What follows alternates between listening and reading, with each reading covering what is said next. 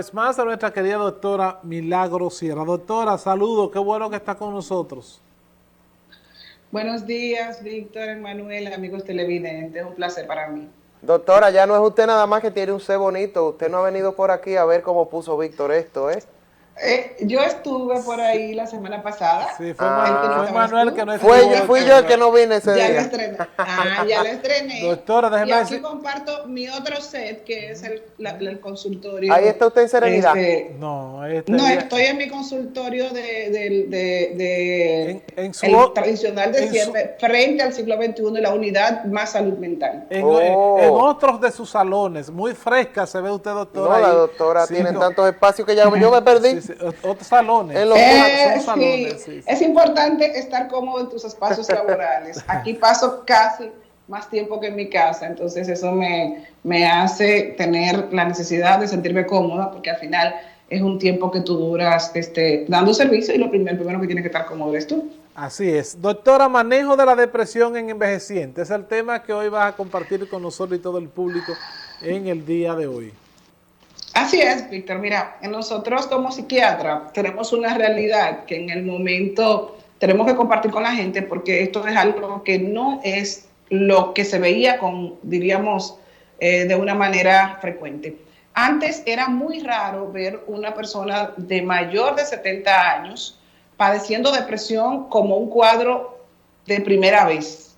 Y básicamente la depresión en el anciano era muy subdiagnosticada, porque se pensaba que habían achaques por la edad que realmente ya estaban ahí y que tenían que ser, porque tú seas viejo, tener dolor, tener molestias, no dormir bien. Entonces, todas esas cosas que la gente la veía como lo normal en la edad adulta, de una u otra forma comenzamos a mirar de que efectivamente estamos teniendo un cuadro que ha cambiado y tenemos en este momento personas de la tercera edad que presentan cuadros depresivos que ameritan intervención inmediata y sobre todo algo muy importante, y es que en los últimos años hemos visto cómo ha aumentado el margen o la ideación de suicidio en esta edad, o sea, en la tercera edad.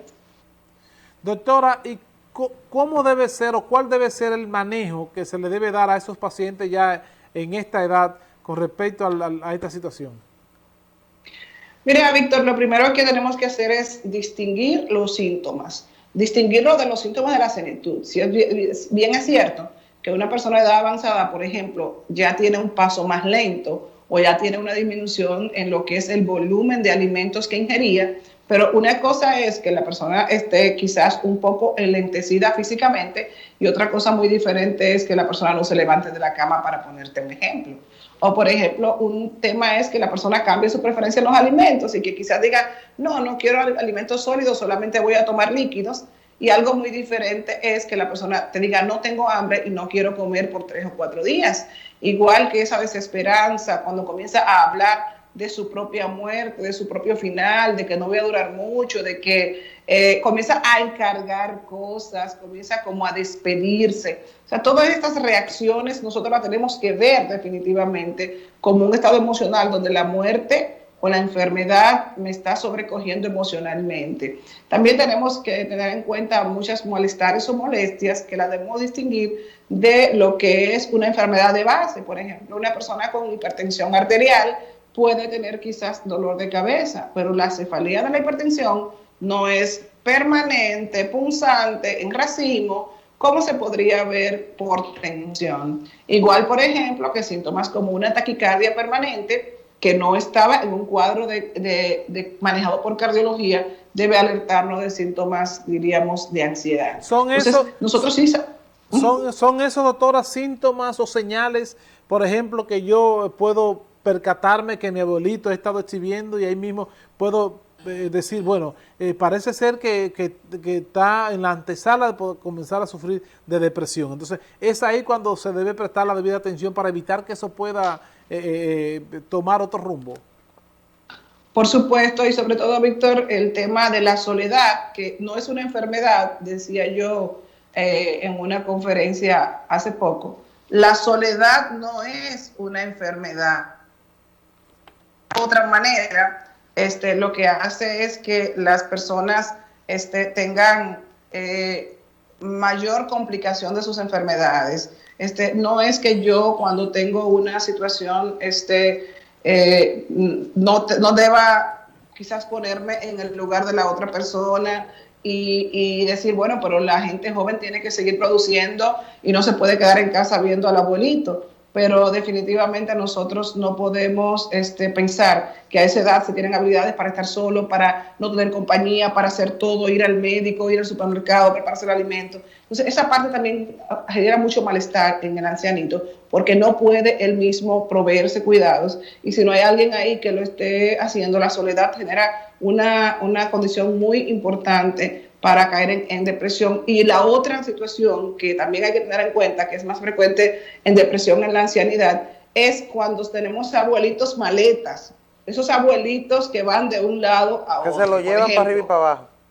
Así es. Hoy está en un pueblo con una hija, mañana se mudó con una nieta, pasado se lo lleva al otro hijo. Entonces pierdan sus amigos, sus habitaciones, sus comodidades, su entorno, y básicamente nosotros tenemos que comenzar a darnos cuenta de que ellos se sientan cómodos quizás en un espacio, nosotros lo movemos y eso genera una alteración en su estado anímico. Todas estas situaciones, más la edad avanzada, la cercanía de la muerte y de una enfermedad presente, generan que se vaya disminuyendo quizás hasta las expectativas de vida. Y una de las cosas que son la antesala de una complicación en la depresión es la desesperanza. Doctora, ¿y qué podemos hacer si nosotros detectamos esa depresión en estos envejecientes? ¿Qué medidas podemos tomar para ayudar a esos abuelitos en esta situación?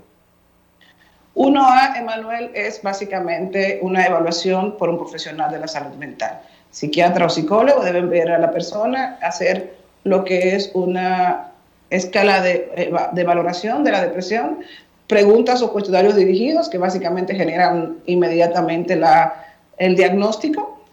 Una entrevista estructurada, enfocada en buscar síntomas, te da el diagnóstico en 5 minutos, y después que tengamos el diagnóstico hay que tratarlo. Hay que hacer la parte de intervención psicológica, mejorando los factores que complican la depresión, pero la otra parte es básicamente la parte de la medicación. Obviamente hay que tener cuidado para elegir el perfil de fármaco, o sea, qué medicamento le puedo dar, cuál es la característica de la depresión, cuál es quizás la complicación que posee esa persona, y tener en cuenta la disminución de tanto la eliminación a nivel renal como el metabolismo en el hígado, que está disminuido en la persona de edad avanzada. Pero salvo esas excepciones, se puede utilizar varios medicamentos antidepresivos que están aprobados para la edad adulta, como sertralina, venlafaxina, y le va a ir muy bien porque en 2-3 semanas tenemos un estado mucho mejor, y sobre todo que la depresión complica trastornos como diabetes e hipertensión, entonces es adecuado tratarla a tiempo para que no complique otros trastornos. Doctora, ¿se puede prevenir la depresión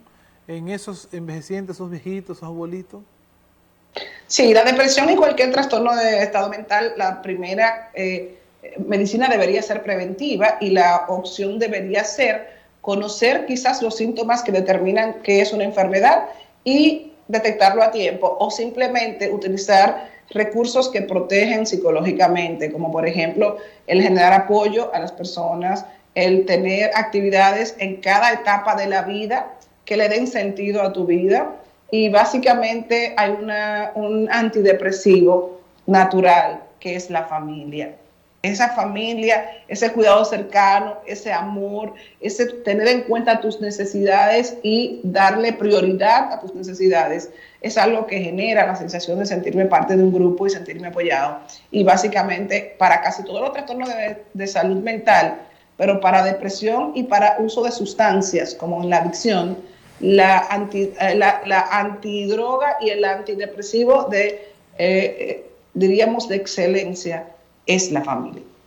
Doctora, gracias una vez más por compartir con nosotros, y sobre todo, siempre debo decirlo, esos temas que resultan de sumo interés para nosotros y todo el público que nos prestigia con su teleaudiencia. Hoy este tema interesantísimo y es el manejo de la depresión en envejecientes. Esos seres que dieron todos por nosotros y que hoy nosotros estamos en el deber de cuidarlo y evitar que caigan en esa depresión, que es normal, sobre todo cuando nosotros nos descuidamos. Así que ojalá que este tema haya calado, ¿verdad?, en la conciencia de todos y cada uno de nosotros, lo que nos han estado viendo, para que tomar esa prevención para que nuestros viejitos, nuestros abuelitos no caigan en esa depresión.